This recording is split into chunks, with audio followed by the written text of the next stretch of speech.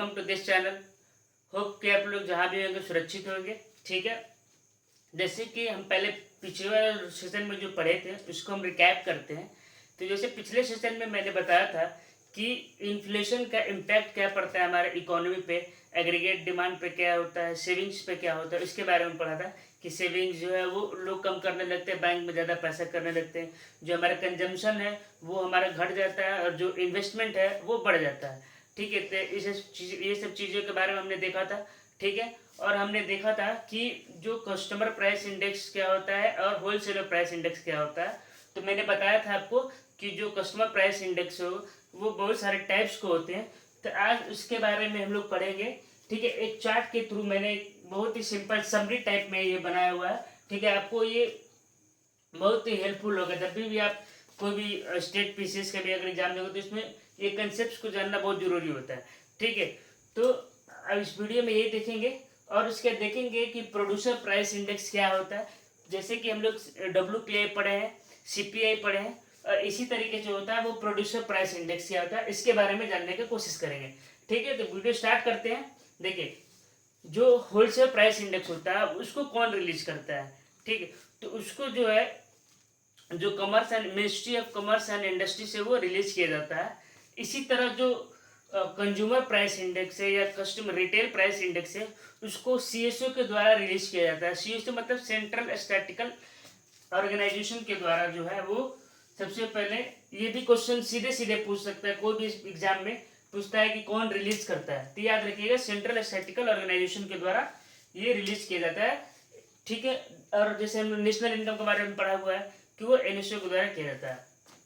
ठीक है, अब एक एक करके समझते हैं कि देखिए CPIW मतलब मैं बताऊंगा सबको समझाऊंगा कि इसका मतलब क्या होता है, इसका बेस ईयर क्या है। ठीक है, और ये किस लिए यूज किया जाता है इसके बारे में दिखाऊंगा। ठीक है, तो सबसे पहले स्टार्ट करते हैं CPIW मतलब कस्टमर प्राइस इंडेक्स, और IW मतलब इंडस्ट्रियल वर्कर्स के लिए।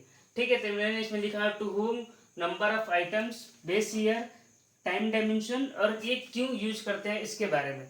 ठीक है, तो सबसे पहले एक करके समझते हैं CPIW मतलब इंडस्ट्रियल वर्कर के लिए ये कैलकुलेट किया जाता है।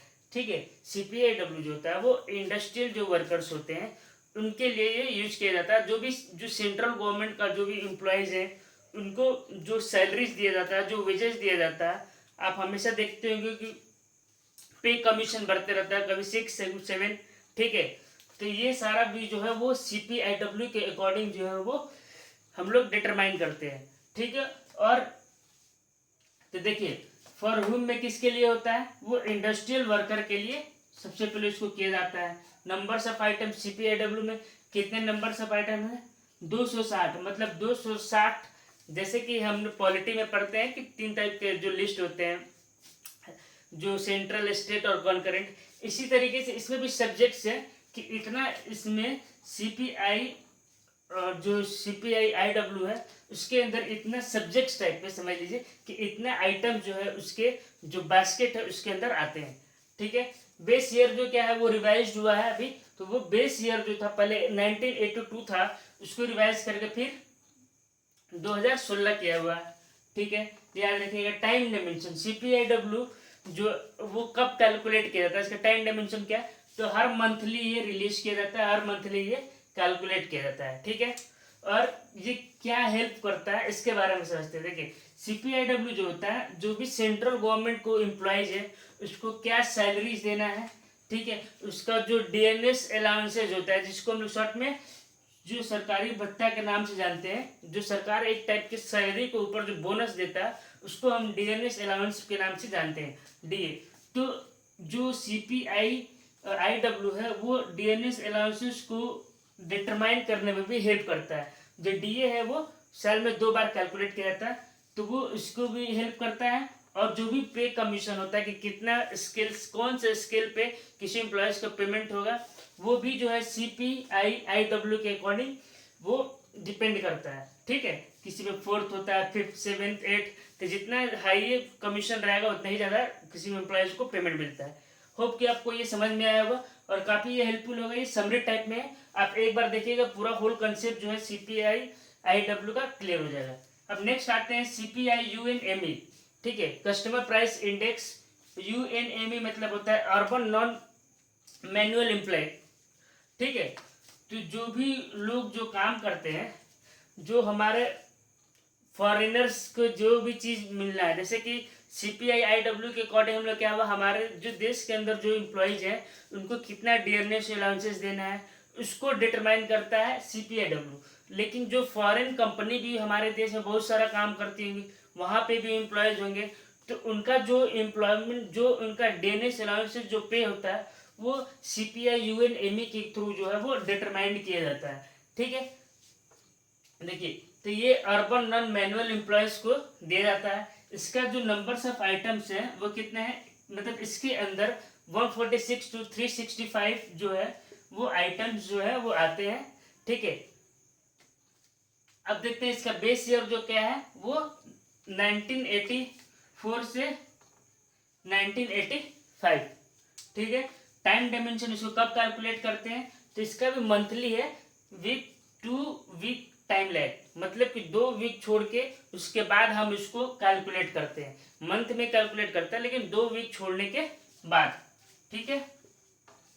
ये जो होता है for determining Denness allowances of the foreign company operators in India, और ये जो है कैपिटल जो गेन होता है, जैसे इनकम टैक्स में आप लोग पढ़े होंगे कैपिटल गेन के बारे में, जो लॉन्ग टर्म गेन होता है जो कंपनी का, तो उसको कैपिटल गेन है। ये हालांकि इनकम टैक्स के चैप्टर है, हम यहाँ पर डिस्कस नहीं करेंगे, बस आप जान लीजिए कि कैपिटल गेन को कैलकुलेट करने में भी हम लोग इसके थ्रू CPI UNME के थ्रू कैलकुलेट करते हैं, ठीक है।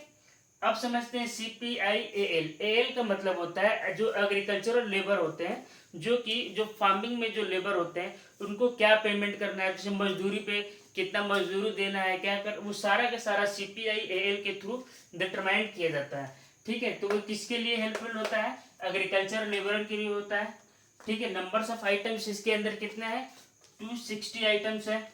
बेस ईयर जो है वो कितना है, 1986 से 87 है, ठीक है। ये एग्जाम में एज इट इज पूछे जा सकते हैं कि ये किसके लिए, मतलब ये जो CPI AL जो है, जो कंज्यूमर प्राइस इंडेक्स है, वो एग्रीकल्चरल लेवल मतलब किसके लिए यूज होता है, तो AL का मतलब वो पता होना चाहिए, ठीक है। टाइम डायमेंशन होता है, इसे भी मंथली कैलकुलेट किया जाता है, बट 3 वीक टाइम लैग के बाद, मतलब 3 सप्ताह बीतने के बाद किया जाता है, ठीक है।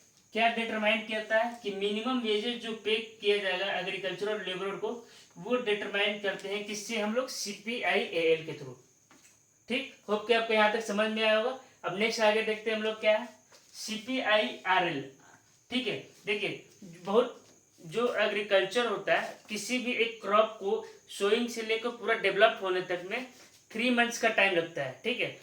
तो एक बार काम कर लिया जो लेबर है, तो वो 3 महीने तक वो इंतजार करता है, उसके बाद उसका कोई काम है तो उसके बीच में जो है वो दूसरा जॉब जो है, ठीक है, कोई सीजनल जॉब वो देखता है, ठीक। तो यहाँ से क्या हुआ कि लेबर जो वो फ्री होता है, एक बार सब कुछ, मतलब जो भी सोइंग कर सीड्स को सोइंग करना है, ठीक है, सारा चीज करने के बाद वो फ्री हो जाता है, तो एज रूरल लेबर के थ्रू भी काम करता है, ठीक। तो जो CPI RL है वो जब एम्प्लॉयज यहाँ से काम खत्म करके अगर रूरल लेबर की तरह काम करता है, तो वहाँ पे जो पेमेंट मिलेगा उसको डिटरमाइन करने के लिए हम CPI RL का यूज करते हैं, ठीक है। तो सबसे पहले ये किसके लिए है, फॉर हुम, तो रूरल लेबर के लिए है। नंबर्स ऑफ आइटम कितना है, 260 है, ठीक है। बेस ईयर कितना है, 1984-85 है, ठीक है। देखिए सब में लगभग सेम है, सिमिलैरिटीज थोड़ा थोड़ा सा डिफरेंस है। अब कॉमन देखिए 260 तीनों में आइटम्स है, ठीक है। कभी कभार ऐसा क्वेश्चन पूछा जा सकता है, ठीक है। तो ये भी कैसे कैलकुलेट होता है, मंथली, लेकिन 3 सप्ताह बीतने के बाद, ठीक है। और क्या डिटरमाइन करता है, the agriculture labour work also as a rural labour once the farm sector has no employment, मतलब कि जो भी काम खत्म हो जाता है एग्रीकल्चर में तो उनका जो पेमेंट होता है रूरल लेबर का, उसको ये डिटरमाइन करता है CPI RL, ठीक है। होप कि आपको ये पूरी तरीके से समझ में आया होगा, ये आपको बहुत ही हेल्प करेगा। अब आगे चलते हैं कि जैसे हमने इन्फ्लेशन को मेजर्स करने के 2 ऑलरेडी पढ़ चुके हैं कि जो WPI क्या होता है और CPI के बारे में पढ़ चुका है। अब हम देखते हैं कि प्रोड्यूसर प्राइस इंडेक्स क्या होता है। देखिए, प्रोड्यूसर प्राइस इंडेक्स जो होता है वो सबसे अच्छा मेजर्स करने का तरीका है। जो इन्फ्लेशन है उसको मेजर्स करने का सबसे हेल्पफुल जो है वो प्रोड्यूसर्स का है। ठीक है, एक तरीके से समझ लीजिए कि जो प्रोड्यूसर जो होता है वो कस्टमर का जो प्रेफरेंसेस है, क्या उसका टेस्ट है, वो क्या उसका डिमांड क्या है, उसका नीड्स क्या है, वो उसको अच्छी तरीके से समझता है और उसी के अकॉर्डिंग अपने गुड्स एंड सर्विसेज को प्रोड्यूस करता है। ठीक है, तो इसलिए जो ये टूल है वो इन्फ्लेशन को कंट्रोल करने या इन्फ्लेशन को मेजर करने में ज़्यादा हेल्पफुल करता है। ठीक है, जो प्रोड्यूसर प्राइस इंडेक्स है वो सबसे पहले यूएस में इसको यूज किया गया था। ठीक है, आप समझते हैं कि प्रोड्यूसर प्राइस इंडेक्स जो होता है वो एक बेटर मेजरमेंट होता है। ठीक है, it is a better measures of inflation in comparison to जो WPI है और CPI और WPI के कंपैरिजन में ये इजी होता है मेजर्स करना और अच्छा होता है। ठीक है, तो प्रोड्यूसर प्राइस इंडेक्स जो होता है वो मेजर्स करता है price changes from perspective of producer. मतलब प्रोड्यूसर के पर्सपेक्टिव से जो प्राइस में चेंज होता है उसको हम PPI बोलते हैं। जो होलसेल मंडीज जो होते हैं उसके अकॉर्डिंग जो प्राइस चेंज होता है तो उसको WPI बोलते हैं। और जो कस्टमर के जो चेंजेस अकॉर्डिंग होता है उसको हम लोग CPI बोलते हैं। होप कि आपको ये समझ में आएगा। ये जो है प्रोड्यूसर पॉइंट ऑफ व्यू से देखते हैं, जो होलसेल मंडीज के पॉइंट ऑफ व्यू से देखते हैं WPI, और जो CPI है वो कस्टमर के पॉइंट ऑफ व्यू से देखते हैं। ठीक है, जो प्रोड्यूसर प्राइस इंडेक्स है उसमें क्या चेंजेस होता है। देखिए, तो प्रोड्यूसर प्राइस इंडेक्स जो होता है वो इंक्लूड करता है केवल बेसिक प्राइस। बेसिक प्राइस मतलब कि जो इनिशियल प्राइस है उसमें मतलब खाली प्रोड्यूसर प्रोड्यूस किया उस प्राइस को कंसीडर किया जाता है। ना इसमें कोई ट्रांसपोर्टेशन कॉस्ट, ना इसमें किसी तरीके का टैक्सेस, और ना ही इसमें किसी प्रकार का जो ट्रेड मार्जिन है उसको इंक्लूड किया जाता है। ठीक है, मतलब प्रोड्यूसर सामान बनाया तो उसी समय जो बेसिक प्राइस को ये चेक करता है कि जब सामान बनाए तो कितना इसका कॉस्टिंग लगा टोटल। ठीक है, टोटल नहीं बोलेंगे इसमें क्योंकि टैक्सेस और जो ट्रांसपोर्टेशन है वो इसमें इंक्लूड नहीं रहता है। देखिए क्या होता है, होलसेलर जो प्राइस जो होता है वो किससे ज़्यादा चार्ज करता है, रिटेलर से चार्ज करता है। रिटेलर जो ज़्यादा प्राइस जो चार्ज करता है वो किससे चार्ज करता है, वो कस्टमर से प्राइस ज़्यादा चार्ज करने लगता है। और जो प्रोड्यूसर होता है वो कस्टमर को अच्छी तरीके से एनालाइज किया रहता है। ठीक है, तो जो PPI है इसीलिए ज़्यादा हेल्पफुल हो जाता है कि इन्फ्लेशन को मेजर करने में, ताकि वो होलसेलर और जो कस्टमर है वो दोनों को अच्छी तरीके से एनालाइज करता है। ठीक है, इसलिए ये बेटर टूल होता है for the measurement of inflation. ठीक है, एक पॉइंट और है, a better measurement of inflation done because price changes at the primary level and intermediate stage can be tracked. ठीक है, तो PPI यूज क्यों अच्छा है एज ए इन्फ्लेशन को मेजर्स करने में, बिकॉज क्योंकि वो जो प्राइमरी जो लेवल पे जो प्राइस चेंज होता है, मतलब जो होलसेलर पे जो प्राइस चेंज होता है और जो इंटरमीडिएट स्टेज पे जो भी प्राइस को वो टैकल करते रहता है, देखते रहता है कि कितना इंक्लूड हो रहा है, कितना कॉस्ट बढ़ रहा है, वो सारे के सारा जो चीज़ को जो PPI है वो मेजर्स देखते रहता है, एनालाइज करते रहता है। इसलिए बेटर टूल होता है for the calculating for measuring the inflation. ठीक है, तो प्राइस चेंज जो प्राइमरी लेवल और इंटरमीडिएट स्टेज पे जो प्राइस चेंज होता है उसको अच्छी तरीके से मेजर्स करता है, इसलिए ये इन्फ्लेशन में हेल्प करता है कैलकुलेट करने में। अब इसमें एक दो टॉपिक बच गया है। एक हम लोग पढ़ेंगे इन्फ्लेशन टारगेटिंग क्या होता है अगले वीडियो में। ठीक है, और इसमें पढ़ेंगे कि बिजनेस साइकिल क्या होता है। आपने हमेशा जैक टाइप का जिगजैग टाइप का स्क्रीन देखा होगा ऐसे ऐसे। ठीक है, जिसको फिजिक्स में वेवलेंथ बोलते हैं। तो हम समझेंगे कि ये पोर्शन को क्या बोलते हैं, यहाँ पे क्या है, ये क्या है, इसको क्या बोलते हैं। यही जो होता है बिजनेस साइकिल होता है। हर बिजनेस में ऐसा साइकिल, इसे इस साइकिल मतलब इस फेज से हर बिजनेसमैन या हर बिजनेस, हर एम्प्लॉयज, हर प्रोड्यूसर जो होते हैं वो गुजरते हैं। तो इसके बारे में समझेंगे कि बूम क्या होता है, रिसेशन क्या होता है, डिप्रेशन क्या होता है। ठीक है, इसके बारे में समझने की कोशिश करेंगे नेक्स्ट वीडियो में। और जो इन्फ्लेशन टारगेटिंग है उसके बारे में समझने की कोशिश करेंगे। अगर आपको मेरा वीडियो पसंद आ रहा है तो लोगों को शेयर करिए। ठीक है, और ज़्यादा से ज़्यादा लोग देखेंगे तो उससे मुझे मोटिवेशन मिलेगा, मैं और आगे भी वीडियो बनाऊंगा। और इसके कंप्लीट होने के बाद फिर हम लोग अपना मैक्रो का जो टॉपिक है मुझे लग रहा है जहाँ तक कि बैलेंस ऑफ पेमेंट है, तो बैलेंस ऑफ पेमेंट स्टार्ट करेंगे। ठीक है, होप कि आप लोग सभी लोग सेफ होंगे। ठीक है, थैंक यू सो मच।